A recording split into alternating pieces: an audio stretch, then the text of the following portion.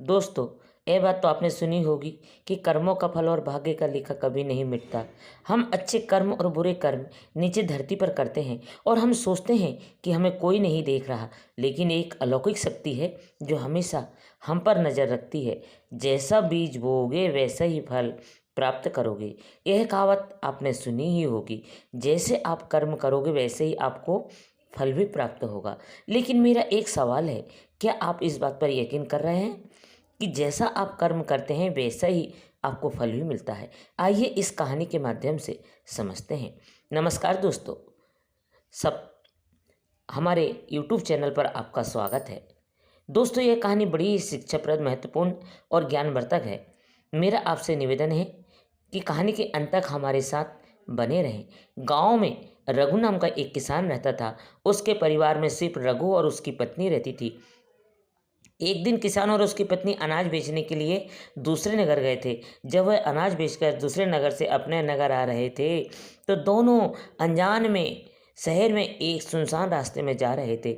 जब वह दूसरे रास्ते की सीमा से निकले, तो उन्हें रास्ते में कुछ डाकू मिल गए और उन डाकुओं ने उस किसान और उसकी पत्नी के पास जो कुछ भी था वह सब कुछ लूट लिया। और इस तरह किसान और उसकी पत्नी को डाकुओं ने भिखारी बना दिया। इसके बाद डाकुआ गिरोह वहाँ से चला गया। डाकू तो चले गए, लेकिन किसान और उसकी पत्नी को लूटने के बाद वो दोनों चिंता में पड़ गए और सोचने लगे कि आगे क्या किया जाए। एक तो अनजान शहर, और अनजान शहर में दोनों का बुरा हाल था, क्योंकि अनजान शहर में पैसा ही सब कुछ होता है। किसान अपनी पत्नी को लेकर अनजान शहर की तरफ बढ़ने लगा। उसे यह चिंता खाई जा रही थी कि अब मैं क्या करूं, और करूं तो करूं कैसे। वह इसी चिंता में चला जा रहा था कि नगर के बाहर एक महात्मा की कुटिया दिखाई दी। वह किसान अपनी पत्नी को लेकर कुटिया की तरफ चल दिया। जब वह कुटिया के पास पहुंचा, तो उसे वहां पर एक महात्मा मिले जो एक चबूतरे पर बैठे हुए थे, अपने शिष्यों को प्रवचन दे रहे थे। महात्मा को देखकर किसान सोचने लगे, क्यों नहीं इन साधु महाराज को अपनी समस्या बताऊं, शायद यह मेरी समस्या को कुछ समाधान कर दे। ऐसा विचार करके वह किसान उन साधु महात्मा के पास पहुंच गया और उन्हें प्रणाम किया। फिर बहुत ही विनम्र स्वर में उसने अपनी समस्या उन महात्मा को बताई और कहने लगा, महाराज, यदि किसी तरह आप मेरी पत्नी को किसी सेठ के पास गिरवी रखवा कर मुझे कुछ पैसे दिलवा दो तो आपकी बड़ी कृपा होगी। जब साधु ने किसान की बात सुनी, तो उस साधु महात्मा को उस किसान पर दया आ गई। साधु ने अपने परिचित सेठ के बारे में बताया और उस किसान को उसके पास भेज दिया।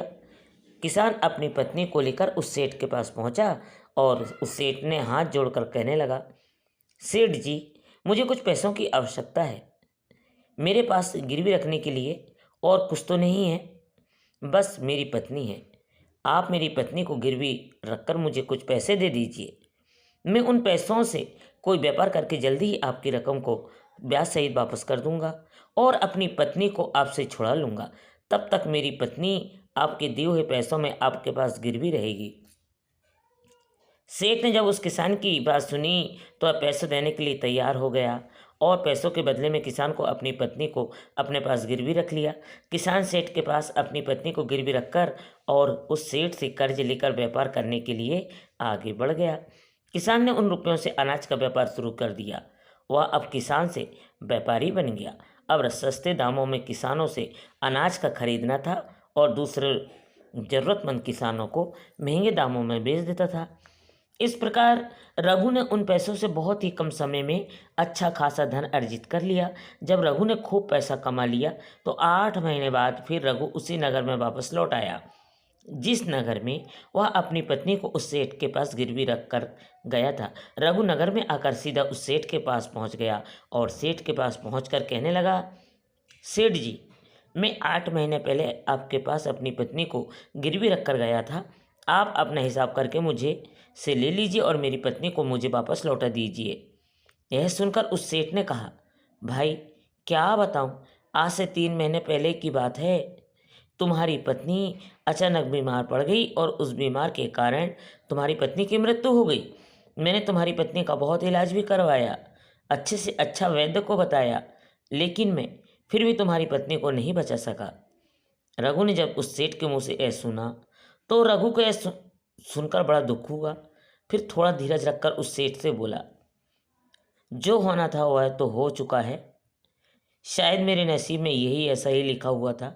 वह मेरे साथ रहती तब भी आयु पूरी होने पर उसे मरना ही पड़ता। होनी को कौन टाल सकता है।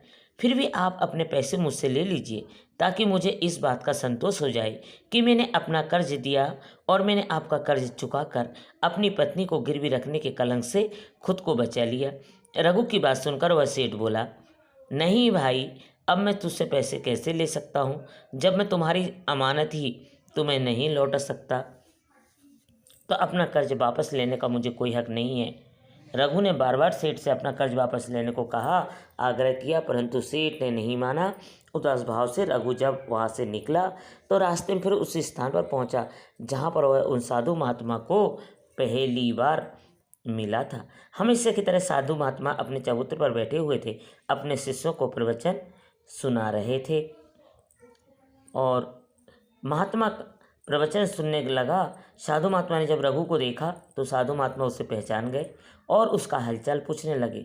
रघु ने पूरे घटना क्रम उन साधु महात्मा को बता दिया। वह साधु एक सिद्ध महात्मा थे। रघु की बात सुनकर उस साधु ने कहा, भाई, उस सेठ ने तेरे साथ धोखा किया है। तेरी पत्नी निश्चित रूप से जीवित है भाई। तेरी पत्नी को या तो उस सेठ ने अपने घर में छुपा लिया है या फिर उस सेठ ने तेरी पत्नी को कहीं अपने किसी परिचित के यहाँ दूर किसी जगह पर भेज दिया है।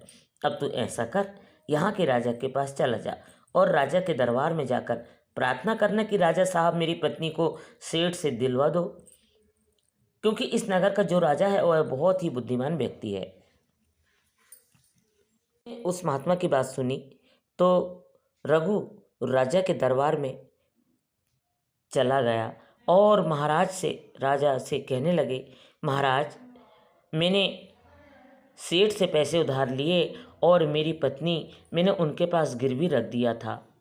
सो मेरी पत्नी का वो बोल रहे हैं देहांत हो गया है, लगता है वो झूठ बोल रहा है। तो राजा ने सेठ को दरबार में बुलाया और कहा, सेठ क्या बात है, सच है कि तुमने कुछ रुपए बदले में अपनी पत्नी को तुम्हारे पास गिरवी रखा था इन्होंने? सेठ ने स्वीकार करते हुए कहा कि हाँ राजन, किसान ने यह बिल्कुल सच कहा है। राजा ने फिर कहा, तुम इसकी पत्नी को क्यों नहीं लौटा रहे हो?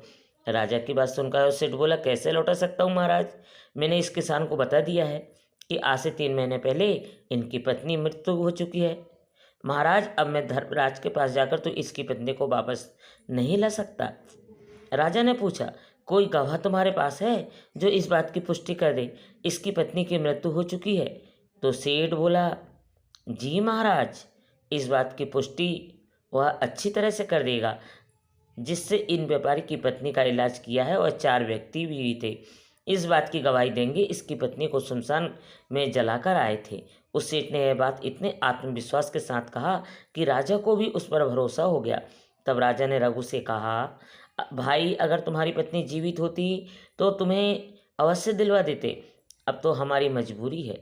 इस प्रकार राजा ने रघु को समझा बुझाकर वापस भेज दिया। रघु फिर से साधु महात्मा के पास पहुंच गया और कुछ दरबार में राजा और सेठ ने कहा वह सारी बातें साधु महात्मा को बता दी। यह बात सुनकर उस ज्ञानी महात्मा ने कहा, मैंने राजा को इतना विवेकहीन नहीं समझा था। मुझे दुख है कि उसने तुम्हारे साथ कोई न्याय नहीं किया। उस राजा ने सेठ की बातों पर यकीन कर लिया और तुम्हें समझा बुझाकर मेरे पास वापस भेज दिया। अब तुम मेरी एक बात सुनो, तुम एक बार फिर से राजा के पास जाओ और उसे कहना कि सिर्फ 3 घंटे के लिए वह अपनी राजगद्दी पर मुझे बैठने का अधिकार दे दे। तब राजा को बताऊंगा कि न्याय कैसे किया जाता है और न्याय किसे कहते हैं।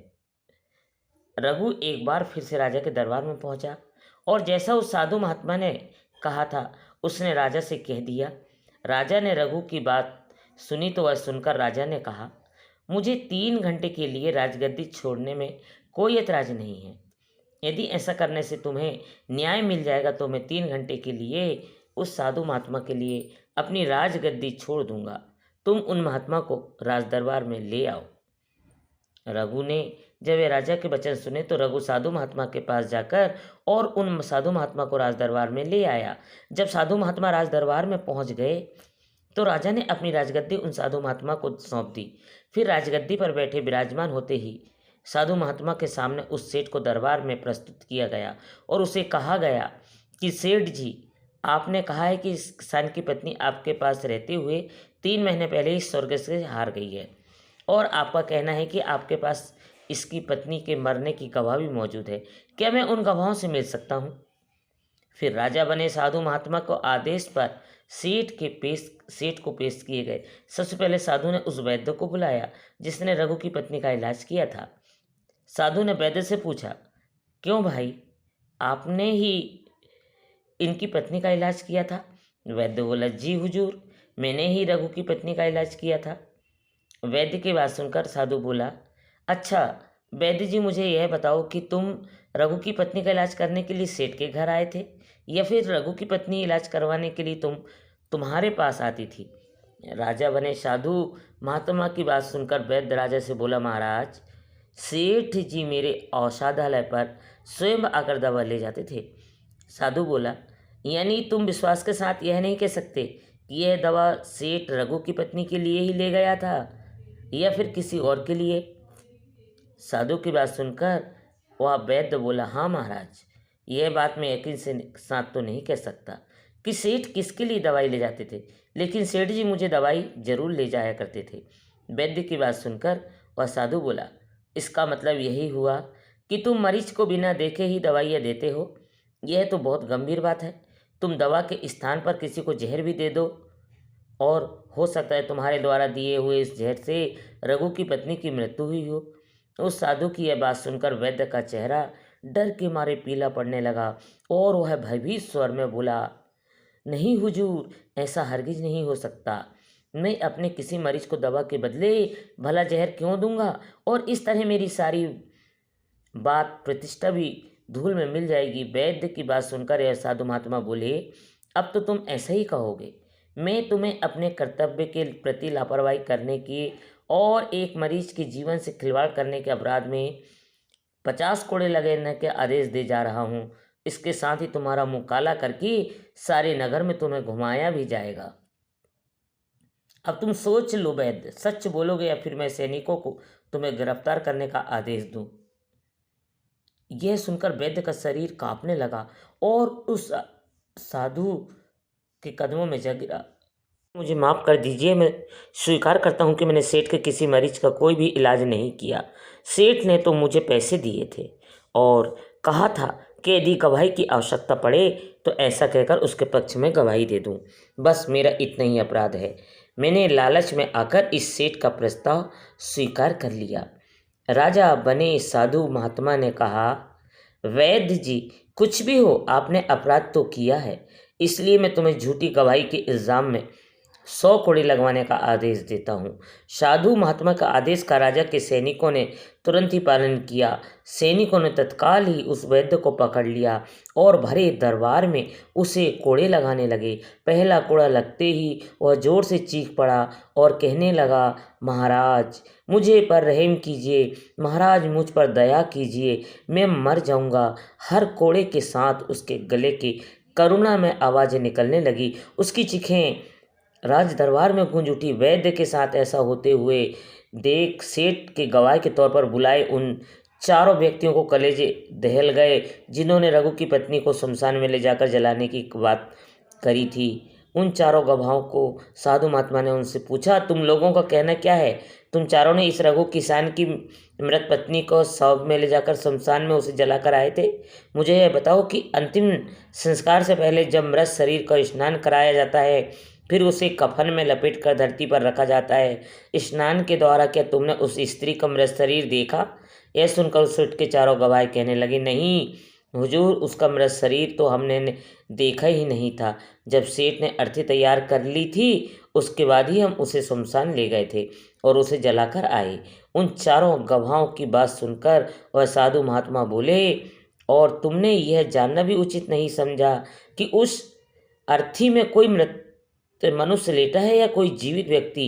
कहीं ऐसा तो नहीं कि जहरीले पदार्थ में बेहोश व्यक्ति उसमें लेटा हो और तुम उस शमशान में लेकर जलाकर आ गए हो? यह तो एक बहुत ही गंभीर अपराध है। इसके लिए तुम लोगों को मृत्युदंड की सजा भी दी जा सकती है। वह चारों गवाह वैद्य की पिटाई देखकर पहले से ही भयभीत थे। जब उन्होंने साधु महात्मा के मुख से मृत्यु दंड की बात सुनी तो वह सुनकर उन सभी के हाथ पांव मानो बिल्कुल ठंडे पड़ गए और साधु ने विनय भाव से सेठ की तरफ देखा। जैसे ही उस महात्मा ने सेठ की तरफ देखा तो सेठ के चेहरे ऐसा काला पड़ गया। साधु ने सेठ से कहा, सेठ जी, तुम्हारे पांचों गवाहों की तो पहले ही हवा निकल गई। अब तुम बताओ कि किसी की इच्छा के विपरीत किसी की पत्नी को जबरदस्ती घर में रखना और अमानत में खयानत में के अपराध में तुम कौन सी सजा पाना पसंद करोगे।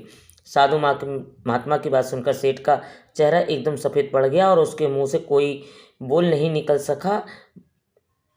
साधु ने कहा, सेठ, इससे पहले कि मैं तुम्हें 10 साल की कठोर कारावास की सजा दूं, अभी इसी समय तुम इस रघु के किसान की पत्नी को दरबार में हाजिर करा दो। सजा के डर से सेठ ने तुरंत अपने सैनिकों को अपने घर भेजा और सेवकों को भेज करके रघु की पत्नी को दरबार में प्रस्तुत कर दिया। साधु ने सेठ